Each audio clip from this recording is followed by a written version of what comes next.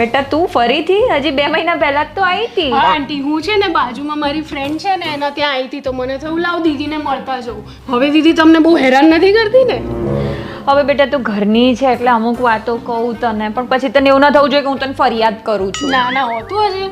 તારી બેન છે ને દર 2-4 દિવસે તારા જીજાજીને લઈને ક્યાંક ને ક્યાંક બહાર જતી હોય છે. કાં તો બહાર ખાવા જાય, ફરવા જાય, શોપિંગ પર જાય, ના હોય તો મૂવી જોવા જાય. આવું કંઈ દર 2-4 દિવસે થોડું ચાલે? અરે દીદી તું પણ ખરું કરે છે. આ શું દર 2-4 દિવસે બહાર જવાનું? એના કરતા તાર શું કરવાનું, દર 1-2 મહિનામાં છે ને 10-15 દિવસની ટ્રીપ જ મોટી કરવાની. એમાં ભલે ને પછી એક ઇન્ટરનેશનલ ટ્રીપ પણ થઈ જાય. નહીં આંટી બરાબર? આ શું 10-15 દિવસ નામતું જ જતી રહે ને એટલે તમને એવું ના થાય 2-4 દિવસનું. જો ને મેરેજ સિઝન ચાલી રહી છે, દર 8-10 દિવસ આવીને કે મમ્મી મને દાગીના આપો ને પહેરવા છે. આંટી તમારા? ના ના એના હજી એ નાની છે એટલે એના દાગીના મારી જોડે રાખ્યા છે મેં. એ બધું છોડ, પણ ઉપર મૂકેલા છે એટલે વારે ઘડીએ મારે ઉપર જવું નીચે જવું. આટલી ઉંમરમાં ઘૂંટણનો દુખાવો થઈ જાય છે. એવું નહીં કે ક્યારેક ખોટું કે બગસરાનું ચલવી લઈએ, બસ હંમેશા સોનું જ પહેરવું હોય છે. શું દીદી તે પેલી તિજોરીની ચાવી હજી લીધી નથી તારી પાસે? પાછી લઈ લીધી આંટીએ? એવું નહીં કરવાનું. તું તિજોરીની ચાવી લઈ લે, બધા એમના દાગીના, તારા દાગીના પણ તું તારી પાસે જ રાખ.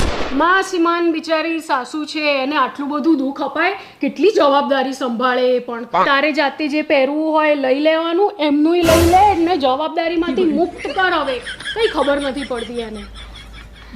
તારી બેનને તો 10-12 કિલોમીટર પણ ક્યાંય જવું હોય ને તો પેલું ગાડીમાં જ નહીં ઓલું બુક કરતા, શું કે ઓલું ઓલા ઉબર, તરત જ બુક કરીને ગાડીઓ બોલાવી લે છે. એવું નહીં કે ક્યારેક બસમાં જતા રહીએ કે રિક્ષામાં જતા રહીએ, ગાડીઓ. સાચી વાત છે. આવું તો છે ને ના જ કરાય. એવું શું પારકા લોકોની ગાડીઓમાં બેસવાનું? એના કરતાં છે ને આંટી એને છે ને ડ્રાઇવિંગ સ્કૂલમાં જવા દો, એ ગાડી શીખી લે અને પછી છે ને તમે એને એક પોતાની ગાડી જ લઈ આપો.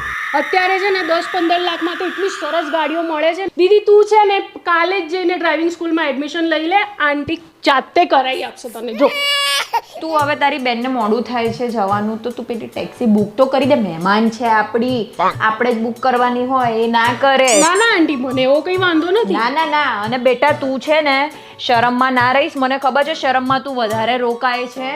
એને પણ ઘરે જવાનું હોય ને તાર પપ્પા તારી રાહ જોતા હશે. પાક્કું આંટી? પાક્કું પાક્કું. અને સાંભળ, પોતાનું જ ઘર સમજજે. 5-6 મહિના પછી ચોક્કસથી આવજે હો ને. પણ પછી આ તમારી ફરિયાદ કોણ સાંભળશે મારી દીદીની? હોતું હશે. તારી બેન તો દેવી છે, દેવી. અમારા ઘરની શાંતિ છે, લોકોને જેમની વાવાઝોડું. ના પણ એ બહુ જ ના ના ના બહુ જ સરસ દેવી છે અમારે હો ને. હા ચાલ બેટા હો ને. હા હા હા. જય શ્રી કૃષ્ણ.